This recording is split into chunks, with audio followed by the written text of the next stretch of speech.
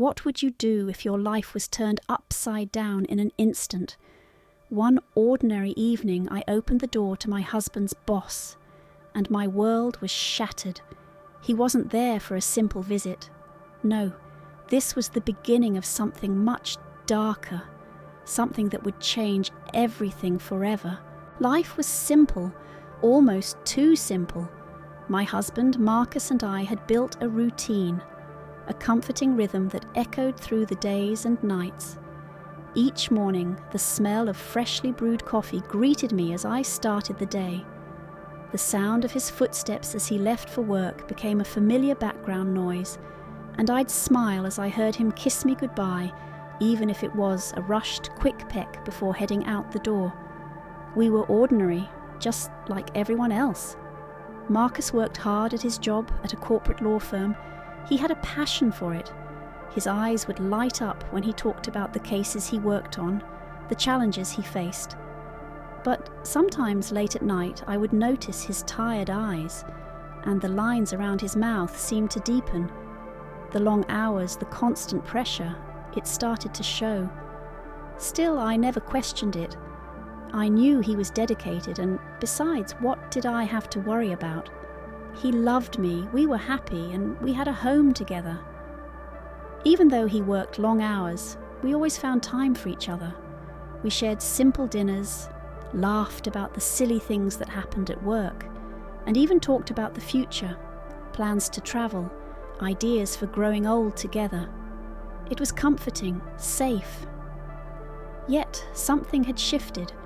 I couldn't pinpoint when, but there were moments, small things like him not answering his phone during our usual evening calls or missing our weekend walks. A feeling would settle in my stomach, an odd unease that I couldn't shake off, but I ignored it. He was busy, I told myself. Everyone gets caught up in their work, right? And then there was Mr. Harper, Marcus's boss. He was always professional, always polite. I had met him a few times at company events. He was in his mid-50s, with a neat beard and glasses that gave him a stern yet kind demeanour. He seemed harmless enough, a man dedicated to his company and employees. But there was something about the way he would look at me during our interactions, something that made me uncomfortable for reasons I couldn't explain. I brushed it off, chalking it up to my own insecurities. Everything seemed normal, almost perfect. But I didn't know that this comfortable life we had built together would soon be shattered in the most unimaginable way. And that night, when the knock came at the door, everything changed. It was a quiet evening, the kind where the world outside felt distant, like a dream. The sun had just set, casting a warm glow through the windows as I moved around the house, picking up small things, shoes that needed to be put away, dishes that needed to be done. I'd just settled in with a book when I heard it. A sharp knock on the door. It wasn't the kind of knock you expect from a neighbour or a delivery person. No, this one was urgent, almost desperate. My heart skipped a beat. Who could it be at this hour? I wasn't expecting anyone. Slowly I walked to the door, my fingers brushing the cool wood of the handle, as a wave of unease crept up my spine. When I opened the door, I was stunned to see Mr. Harper standing there, looking like he had just run a marathon. His usually composed face was pale, his eyes wide with a mixture of anxiety and fear. I barely had time to react before he spoke. "Is Marcus here?" His voice was shaky, almost panicked. "No, he's at work," I replied, my confusion growing. Why was he here? And why did he look so off? He didn't answer right away, his gaze darting around nervously as though he was watching for someone. There was a strange tension in the air, and the chill in his eyes only made me more uncomfortable. I need to talk to him," he said, stepping forward as if to enter the house without asking. I instinctively pulled back, not understanding why he was being so forceful. "Mr. Harper, what's going on?" I asked, my voice trembling slightly. He hesitated, looking over his shoulder again before meeting my eyes. "I'm sorry for showing up like this," he said, his voice almost apologetic.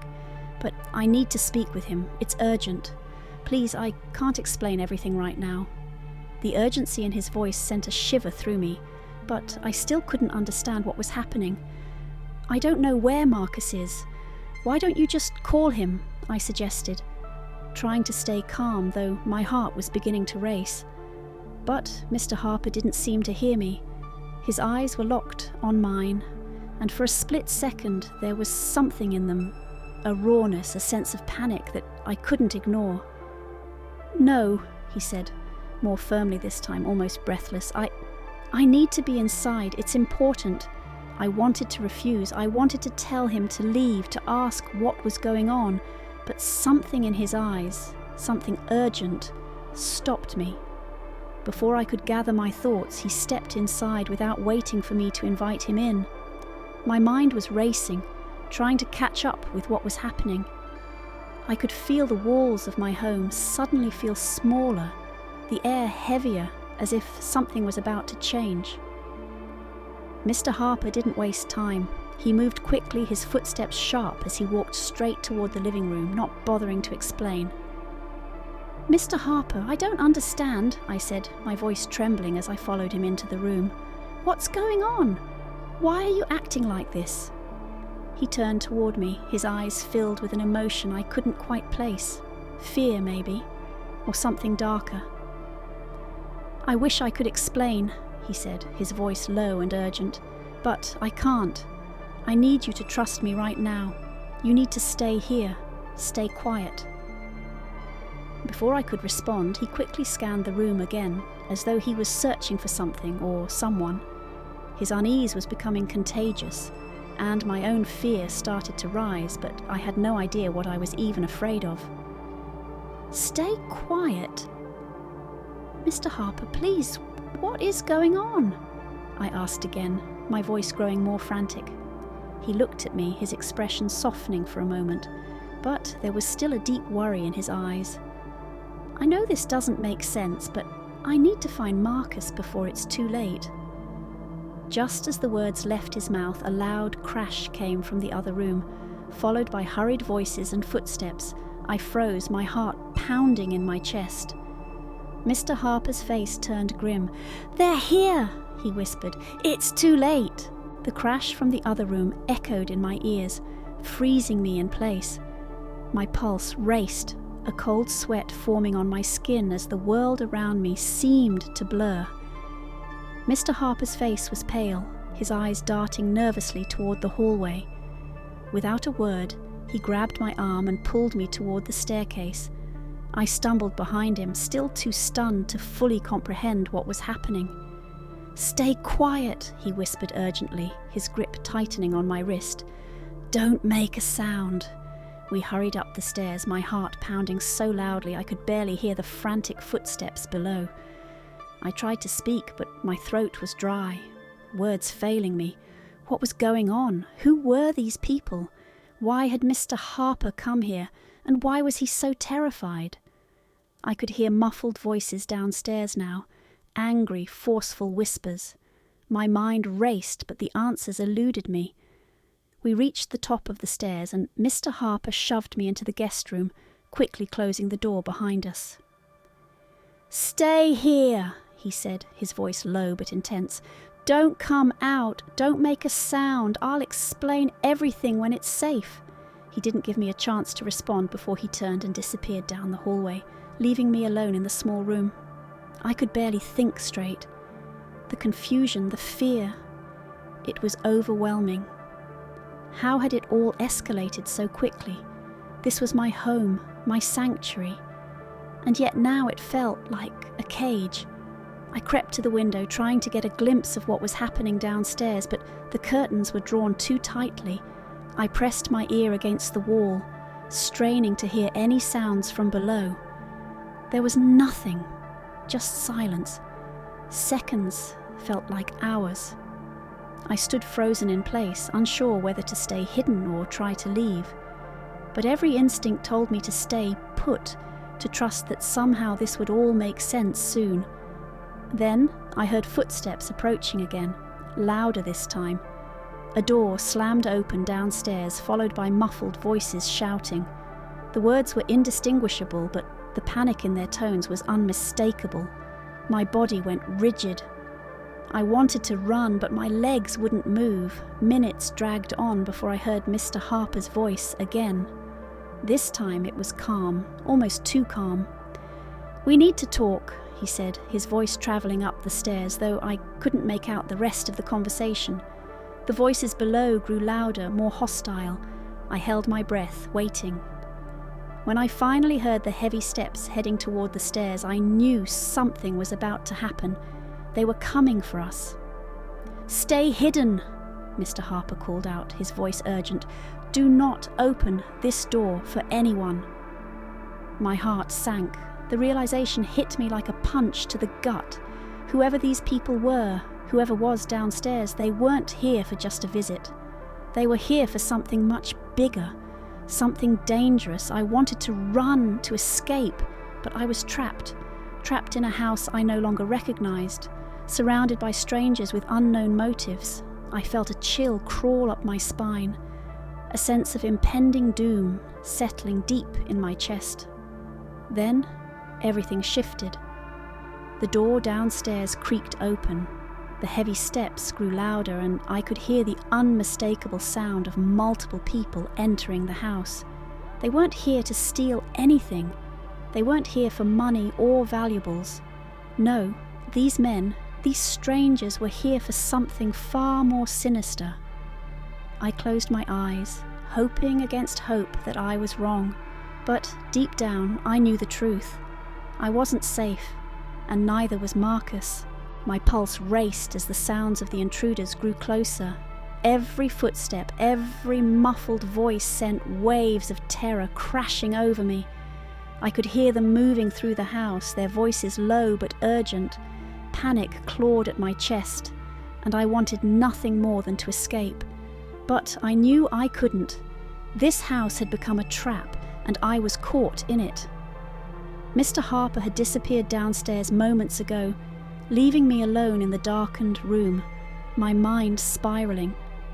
The house was no longer the place of comfort and safety it had once been. Now it felt cold and foreign, each creak of the floorboards a reminder that everything had changed in an instant. I pressed my ear against the door, straining to hear anything that would give me a clue as to what was happening downstairs. But the silence that followed was deafening. The quiet stretched on, and I held my breath, waiting for some sign, some movement. Then the door downstairs slammed open with a force that rattled the walls. I flinched, my heart in my throat. I heard shouting, shouted commands, words I couldn't understand. My blood ran cold. They were here. Whoever they were inside my home, and they were looking for something or someone. I stumbled back from the door, fear wrapping around me like a suffocating blanket. What was happening? Why had Mr. Harper brought this terror to my doorstep? I thought I knew my husband's boss, but this man, this wasn't the same person. There was something darker, something hidden underneath his calm exterior. I didn't know if I could trust him anymore, but in that moment, I had no choice. I crept toward the window, desperate to see what was happening outside, but the blinds were drawn too tightly. My mind raced, each thought a frantic blur. I couldn't stay in this room forever, but where could I go? What could I do? The heavy steps downstairs continued, their presence like a shadow hanging over me. And then, as if the world had tilted off its axis, I heard the unmistakable sound of the front door being forced open. The intruders had breached the last line of defense. My heart skipped a beat. Panic flooded my veins.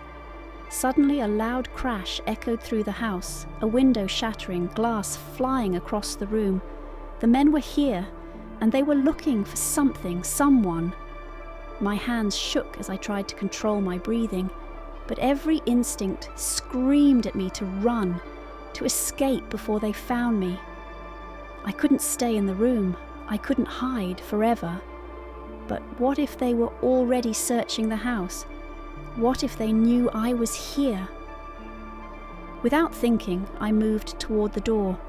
I couldn't just sit and wait for whatever was about to happen. I had to do something, anything, to regain control of this nightmare. I slowly cracked the door open, just a sliver, and peeked through. The hallway was empty, eerily still. But I could hear voices now, faint whispers from downstairs. Someone was talking, but the words were too muffled to make out. I stood there for a moment, frozen, unsure of what to do next. Then, suddenly I heard Mr. Harper's voice, clear and forceful. "You don't want to do this!" His tone was commanding, but there was a fear beneath it, a desperation that was impossible to ignore.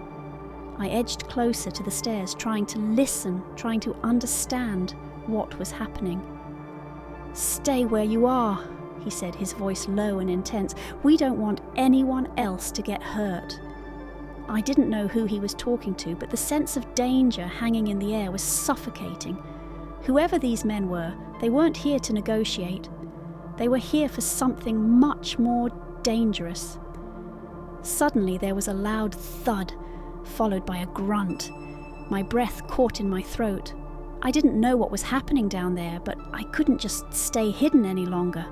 My legs felt like lead, my body trembling with fear, but I had to find Marcus.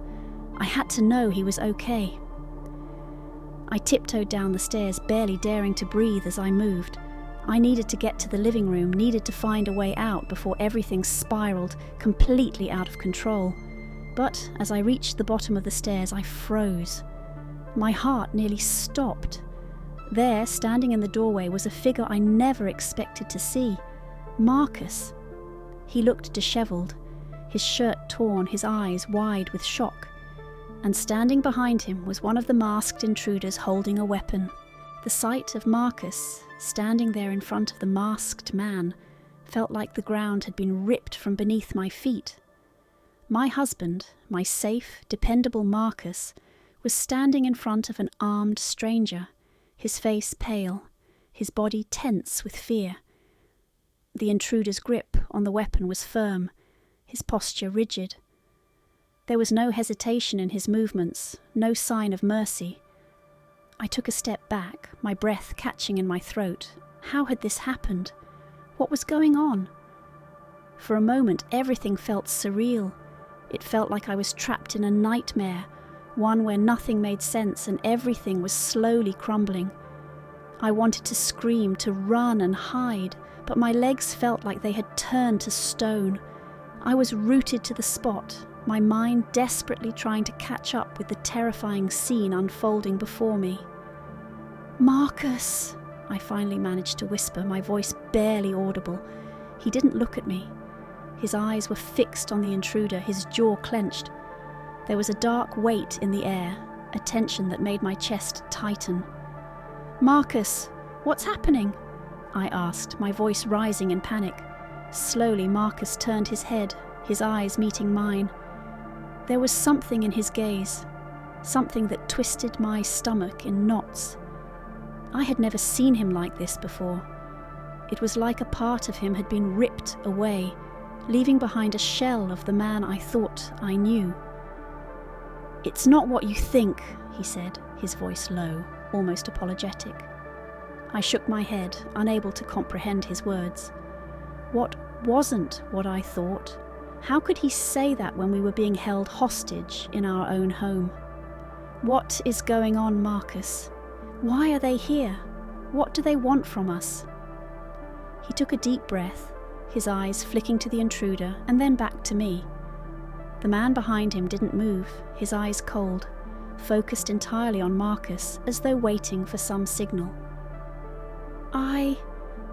I didn't want this. I didn't want any of this to happen," Marcus said, his voice breaking, his hands shaking. "But I owe them. I didn't have a choice." His words hit me like a ton of bricks. "Owe them?" I couldn't understand. "You owe them? For what?" I asked, my heart pounding in my chest. "Who are these people? Why are they threatening us?"